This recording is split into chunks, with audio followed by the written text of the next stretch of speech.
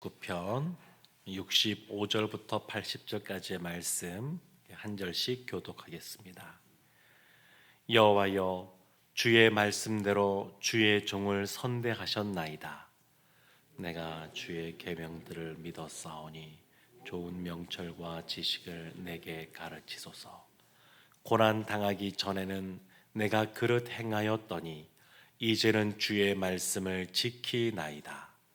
주는 선하사 선을 행하시오니 주의 율례들로 나를 가르치소서.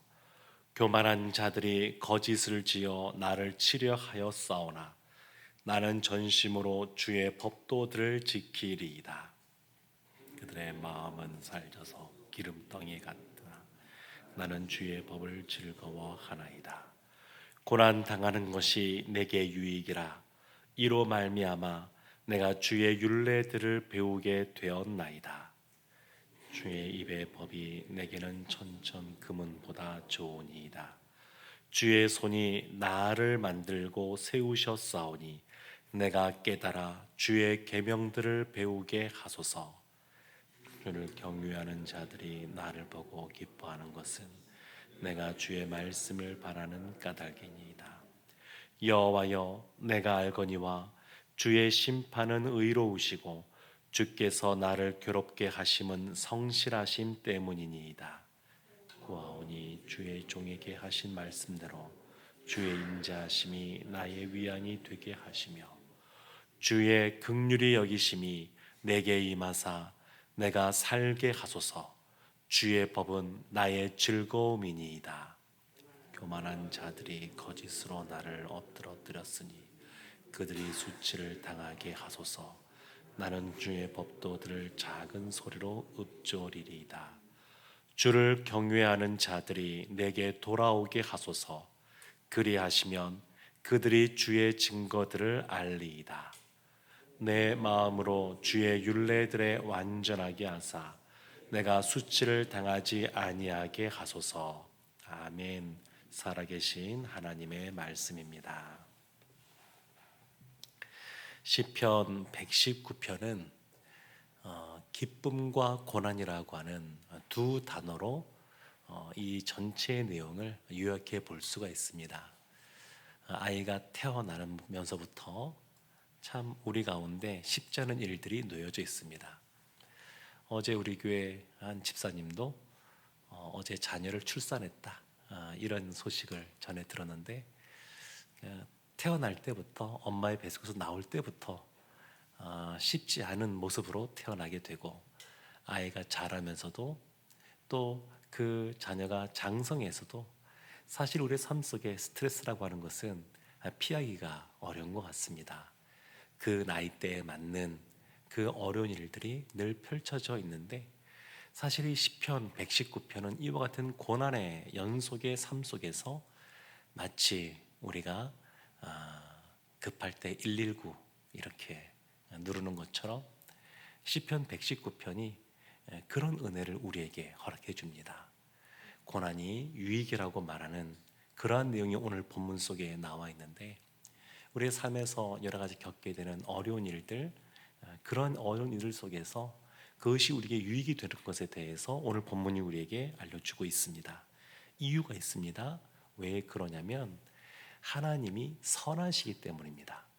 65절 말씀, 시작되는 말씀이 이렇게 나옵니다. 여호와여, 주의 말씀대로 주의 종을 선대하셨나이다. 주의 종을 하나님이 선하게 대해 주었습니다. 68절에 보면 그 이유가 어떻게 나옵니다. 주는 선하사 선을 행하시오니 주의 율례들로 나를 가르치소서. 주님은 선하신 분이다. 이것이 전제입니다. 이것이 첫 출발입니다. 하나님은 선하신 분이십니다. 선하신 분. 하나님은 선하신 분이어서 주님이 하신 말씀대로 선하게 우리에게 행하십니다. 하나님께서 선하시고 선하게 행동하시기에 그 결과도 선합니다. 그래서 우리의 삶 속에 여러 가지 고난도 찾아오기도 하지만 선하신 하나님께서 이 고난 가운데 우리가 고통스럽게 살아가는 것이 하나님께서 원하시는 것이 아니라 예레미야서에서 말씀하고 있는 것처럼 하나님의 우리를 향한 그러한 생각은 미래와 희망을 주는 겁니다. 평안을 누리는 겁니다. 우리가 고난 속에서 괴로워하는 삶을 하나님이 원하시는 것이 아니라 주님 안에서 미래와 희망을 품고 평안을 누리는 삶을 살아가게 하는 겁니다. 시편 34편에도 보면 19절에 이렇게 시인이 고백합니다. 의인은 고난이 많으나 여호와께서 그의 모든 고난에서 건지시는도다. 고난이 있습니다. 고난이 많지만 하나님께서 그 고난에서 다 건지시는 선하신 분이십니다. 또 우리에게 선대해 주십니다. 그것이 우리에게 참 큰 위안이 되고 또 기쁨이 됩니다. 67절에 보면 우리 가운데 왜 고난이 왔느냐 그 이유를 알 수 있는 부분이 있는데 67절에 이렇게 나옵니다. 고난 당하기 전에는 내가 그릇 행하였더니 이제는 주의 말씀을 지키나이다. 고난 당하기 전에는 사람이 그릇 행하는 모습이 많이 있습니다. 믿음의 사람이라고 하는 사람들도 그렇습니다. 야곱, 이스라엘이라고 하는 이름을 받은 그 야곱도 보면 80세가 다 되어서 이제 아버지를 떠나 도망치는 거죠. 밧단아람으로 가는데 그때부터 고생길이 시작이 됩니다. 하나님께 이스라엘이라는 이름에 걸맞는 삶을 살아가는 것은 그의 인생의 노년의 때입니다. 130세가 넘어가는 그러한 때가 되어서야 사실은 야곱이 야곱다운 삶을 살아가는데 그때까지 고난의 연속이었습니다. 나이도 계속 많이 들어가지만 그냥 뙤약 뺏어서 계속 일할 수밖에 없었고 오랫동안 일하지만 수중에 갖고 있는 것은 없고 책임져야 될 자녀들은 많아지고 그러면서 이 또 사랑하는 아들을 잃어버리게 되고 또 막내인 베냐민도 빼앗기게 되는 그 상황에 처해질 때 가서야 이 야곱이 하나님을 신뢰하는 사람으로 변모됩니다. 그래서 고난 당하기 전에는 우리가 그릇 행하는 모습들이 있기에 고난 속에서 하나님을 바라보고 하나님의 선하심을 인정하고 의지하는 그러한 모습으로 있게 합니다. 그래서 71절에 시인이 고백하는 것이죠. 고난 당하는 것이 내게 유익이라. 이로 말미암아 내가 주의 율례들을 배우게 되었나이다. 그래서 고난이 유익이라고 말합니다. 고난 가운데 이 광야와 같은 시간을 보내시는 우리 성도님들도 계십니다. 그런 분들에게 이런 말씀을 전하기가 쉽지는 않지만 하나님이 선하신 분이시고 하나님이 선하게 행하시는 분이시기에 성경 말씀을 있는 그대로 담대하게 선포하면 고난이 우리에게 유익입니다. 비가 오지 않으면 땅이 딱딱해지죠. 딱딱해져서 그것이 이제 막 갈라지고 이제 가뭄도 오기 시작하는데 사실 우리의 마음이 그렇습니다. 우리의 마음이 하나님 앞에 늘 머물러 있지 않고 하나님의 촉촉한 은혜의 단비를 맞지 않으면 마음이 갈수록 딱딱해집니다. 그래서 고난이라고 하는 것이 마치 땅을 기경하듯이 밭갈이 하듯이 그 땅을 뒤집어 엎고 그 마음밭이 부드러워지게 하는 데 있어서 악한 죄인인 우리를 하나님이 고난이라고 하는 수단을 통해서 그와 같이 우리의 마음밭을 바꾸어 가십니다.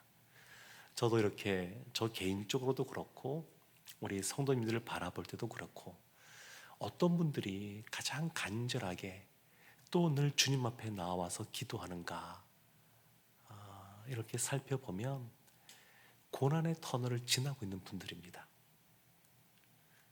요즘에도 계속 교회에 늘 찾아오고 눈물로 기도하는 우리 성도님들 보면 참 마음도 같이 아프게 되고 같이 기도하게 되는데 근데 그 고난의 시간이 나쁜 것이 아니라 하나님을 더 바라보고 의지하는 그런 유익한 시간이 됩니다. 73절에 보면 시인이 계속해서 이렇게 고백합니다. 주의 손이 나를 만들고 세우셨사오니 내가 깨달아 주의 계명들을 배우게 하소서. 주의 손이 나를 만들고 세우셨다. 그래서 주님께서 우리를 만드시는 겁니다. 세상에서는 그 인식론을 보게 되면 지식으로부터 시작을 합니다. 지식으로부터 시작하여서 우리의 존재나 또 우리의 어떤 행위나 이런 쪽으로 사고들을 확장해 가는데 성경은 그렇게 출발하지 않습니다. 출발점이 뭐냐면 존재입니다. 존재, 존재입니다. 존재로부터 출발합니다. 그 존재로부터 이제 지식이 나오고 우리의 행위로도 그것이 이어지게 되는데, 하나님이 창조주라고 하시는 것, 하나님이 우리를 창조하셨다고 하는 것, 우리는 하나님의 자녀라고 하는 것, 이 존재로부터 출발하는 겁니다. 존재로부터.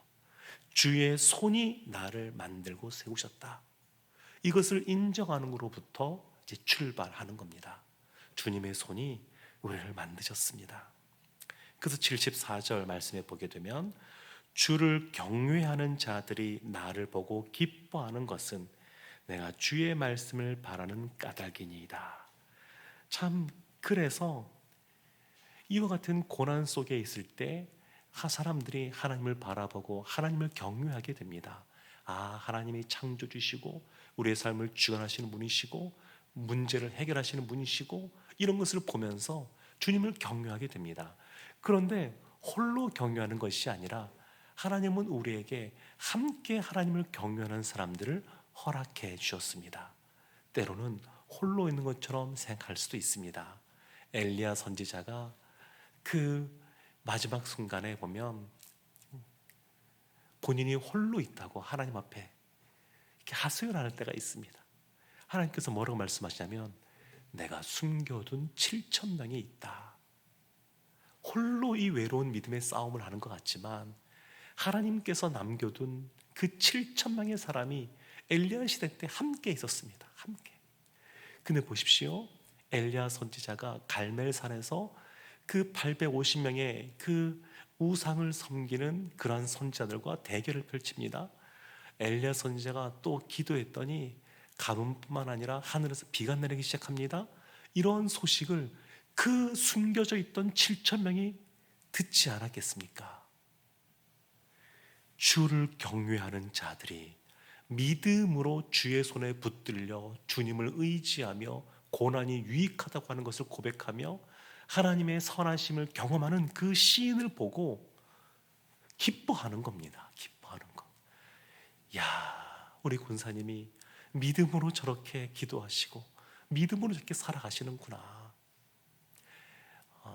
참 암투병 하시는 분들도 계시는데 믿음으로 먼저 그 암이라고 하는 질병을 가지고 치료받고 또 믿음으로 그것을 극복해 나가는 그러한 권사님이 계시다 그러면 그 권사님 보면서 마음에 위로를 얻고 소망을 품게 되는 것이죠. 그러니까 주님을 경외하는 그러한 사람을, 앞서 나가는 사람을 볼 때 그 주변에 있는 사람들도 함께 그 같은 마음을 누리며 살아가게 됩니다. 그래서 76절에 보면 시인이 하나님께 간구합니다. 구하오니 주의 종에게 하신 말씀대로 주의 인자하심이 나의 위안이 되게 하시며. 구하오니, 하나님께 간구하는 거죠. 주의 종에게 하신 말씀대로 하나님의 인자하심을 베풀어 주소서. 우리가 이 새벽에도 이렇게 기도하기를 원합니다. 하나님께 간구하기를 원합니다. 하나님은 선하신 분이어서 우리를 선대하시고 그 결과 선한 결과들이 우리 가운데 주어질 것에 대해서 기도하기를 원합니다. 고난 가운데 계신 우리 성도님들, 그 고난이 유익이 된다라고 하는 것. 세상 사람들은 하나님께 징계를 받아 그들이 고난의 삶을 살아가지만 믿음의 사람들은 꼭 그렇지가 않습니다. 욥처럼 더 하나님께 정금과 같이 나아가는 풀물불 같은 것이 고난의 그런 장입니다. 하나님께 간구하여 결국 하나님의 선하심을 맛보아 알고 경험하는 우리 모두가 되기를 주님의 이름으로 축원합니다.